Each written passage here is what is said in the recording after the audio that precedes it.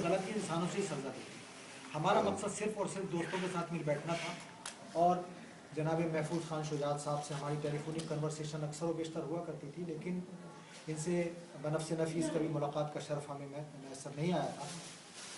जब यहाँ तशरीफ़ आए तो हमने कहा कि चलो हम कुछ थोड़ी सी गेट टुगेदर करते हैं। तो मैं आप हजरात से गुजारिश ये करूँगा कि अगर आप हजरात में से कोई साहब भी महफूज खान साहब की शख्सियत के ऊपर अगर गुफ्तगू करना चाहें या चंद जुमले कहना चाहें तो उन्हें इजाज़त है। अच्छा, क्योंकि मैं आपसे अब ये बाकायदा और बेकायदा का सिलसिला तो ये चलता रहेगा। उसकी वजह ये है कि बाकायदा तो आगाज़ हो गया, लेकिन इस बाकायदगी में बेकायदगी भी चलती रहेगी। मेरे में ये बात है कि जनाब महफूज खान शुजात साहब की जहनी तरबियत में और उनकी सियासी तरबियत में जनाब गयासुद्दीन साहब ने बड़ा एक अहम किरदार अदा किया है। वो कि गयास साहब से आज मेरी पहली मुलाकात है, लेकिन मुझे ऐसा लगता है कि शायद गयास साहब से मेरा जन्म का साथ है, क्योंकि इनका जो गुज़िश्ता जो इनकी उम्र के बारे में, उनकी ज़िंदगी के बारे में जो मेरे इल्म में जो बातें आई हैं वो मेरे लिए काबिल तकलीफ है। लिहाजा मैं जनाब गयासुद्दीन साहब से गुजारिश करूँगा कि वो कुछ जनाब महफूज साहब के बारे में अपने ख्यालात का इज़हार करें। जनाब गयासुद्दीन साहब। हाँ, इसमें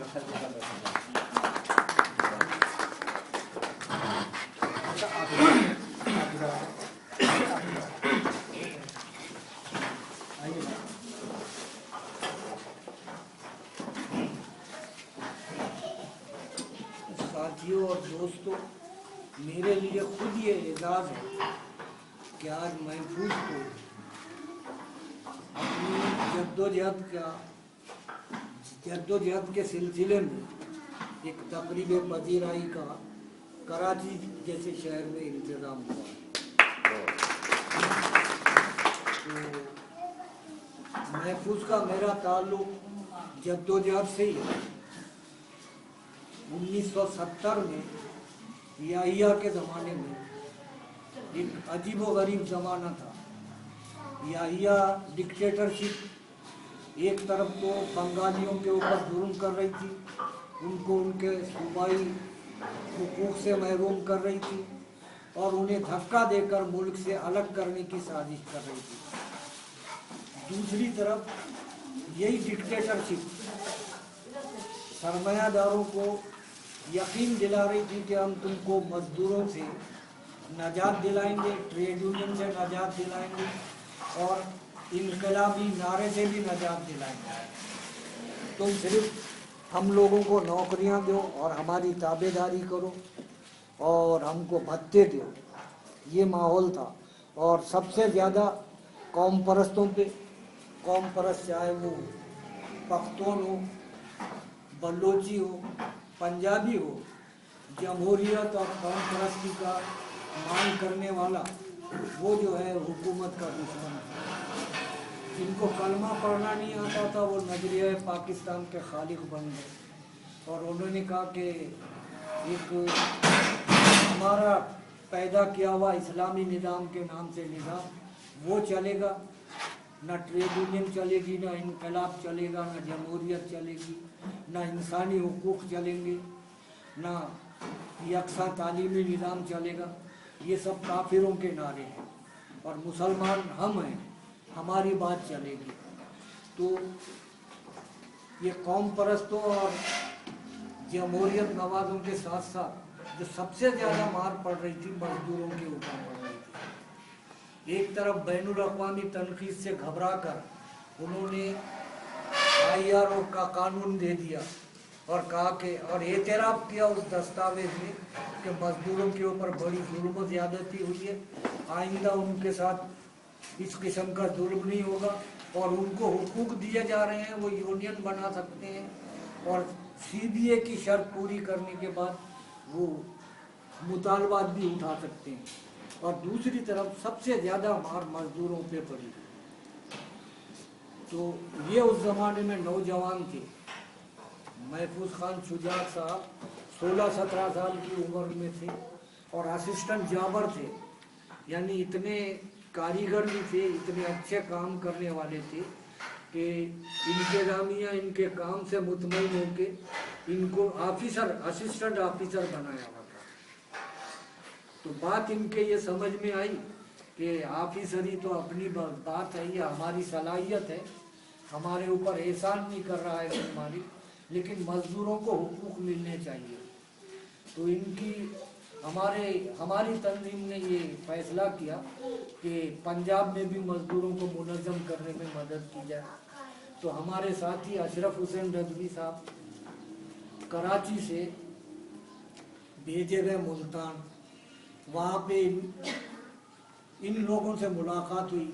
उन्होंने कहा कि ठीक है, आप यूनियन बनाइए, आपको मुतालबे भी मिलेंगे, आपकी यूनियन भी रजिस्टर होगी। तो इनकी यूनियन बनाई गई और इन लोगों ने बड़े शौक से वो बनाया। पहले वहाँ पे ये था कि यूनियन बनाने वाले पैसे मांगते थे, भत्ता मांगते थे। इन्होंने एक नई चीज़ देखी कि यूनियन बनाना सिखाने वाला आया, उसने तमाम काम भी इनसे करवाया, इनको तरबियत भी दी कि यूनियन का क्या मतलब है, मजलिस आमला का क्या मतलब है, दस्तूर का क्या मतलब है। और इन्होंने यूनियन भी बनाई और उस ज़माने के लिहाज से 5 नुमाइंदों के दस्तखतों से डिमांड नोटिस भी दिया। और बेहतरीन कानूनी पैरवी की वजह से मिल मालिकान और कुछ नहीं कर सकते थे और वो मुतालबे पूरे करने तैयार हो गए थे कि उनको आर्डर भी था, नौकरशाही का आदमी था वो, तो उसने आर्डर भी लाया हुआ था, तो वो हड़ताल बर्दाश्त नहीं कर सकता था, वो मुतालबे देने के लिए तैयार था।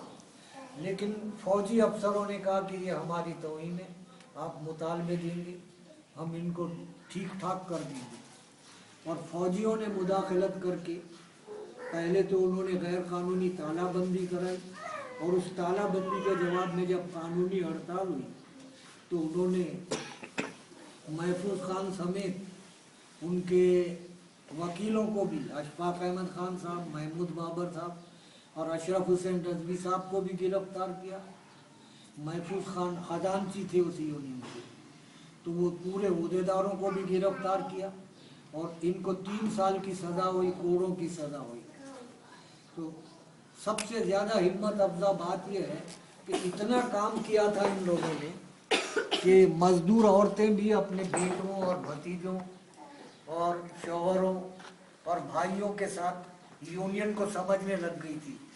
तो जब इन लोगों को सज़ा हुई तो ख़वातीन भी मौजूद थे, महफूज खान साहब की वालदा मोहतरमा और यूनियन के सदर इब्राहिम साहब की बेगम नूरा आपा। तो ये इन्होंने एहतजाज किया वहाँ पे।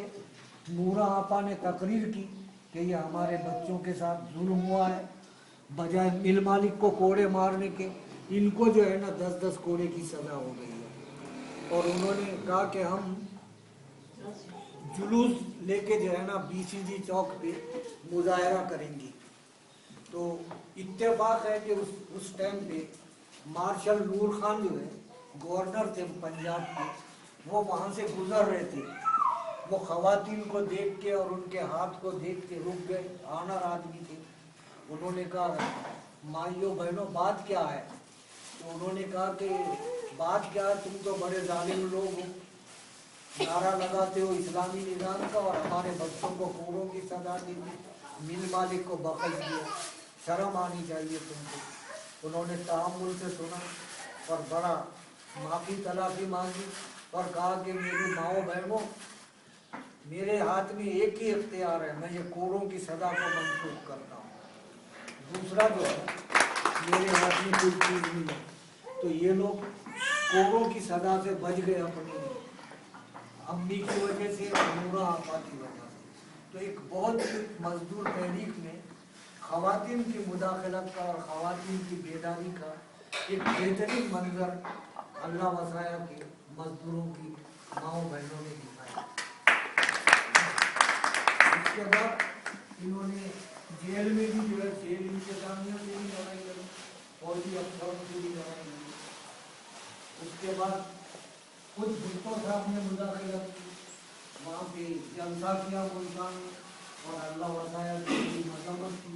उसने कहा मेरी हुकूमत आ जाएगी तो मैं अल्लाह वसाया को अल्लाह वसाई बना दूंगा। तो इस तरीके से इनकी सियासी तरबियत हुई। और जब मैं वहाँ मुल्तान पहुँचा तो खान साहब को और दूसरे साथियों को बाकी मानदा सजाएं माफ़ करते हुए रिहा कर दिया गया था।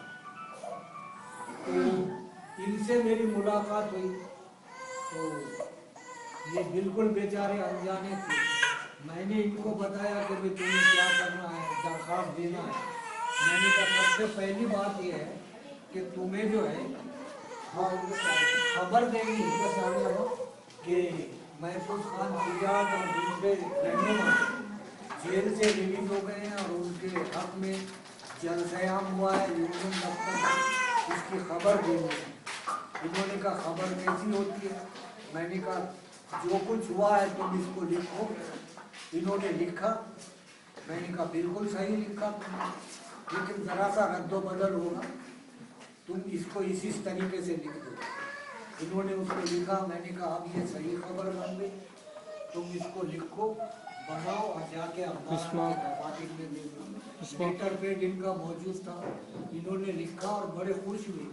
और जब इन्होंने अपनी गैदरिंग के साथ वो डिस्ट्रीब्यूट किया प्रेस रिलीज को, तो दूसरे दिन उसकी खबर भी अच्छी आई। तो इस तरीके से खान साहब का हौसला बढ़ा और इन्होंने फिर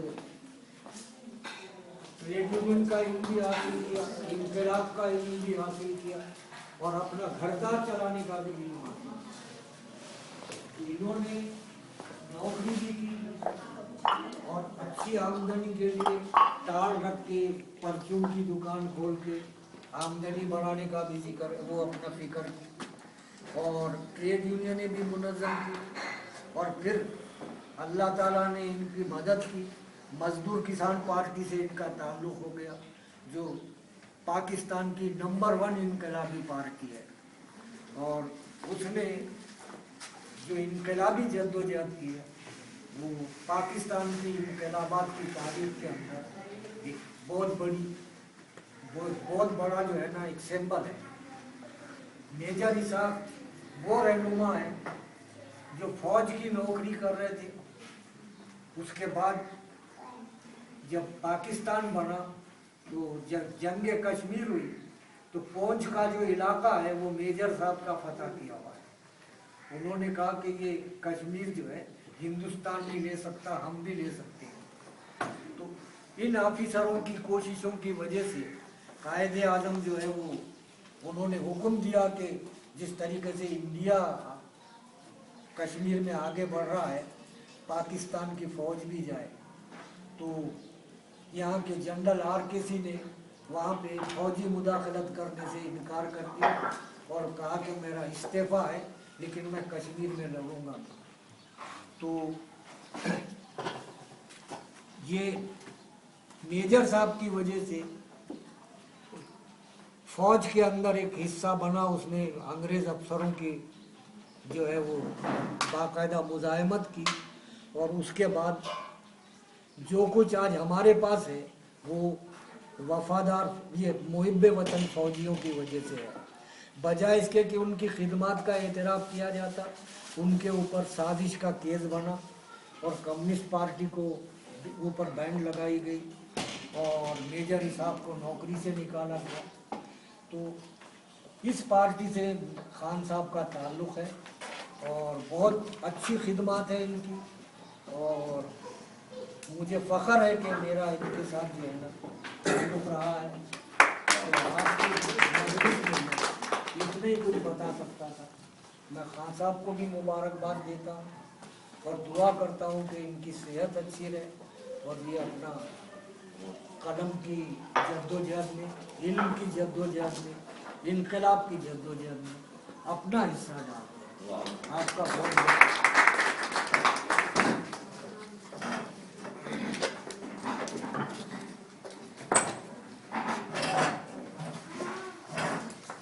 जैसा कि मैं पहले अर्ज कर चुका हूँ कि बेकायदगी तो होती ही रहेंगी।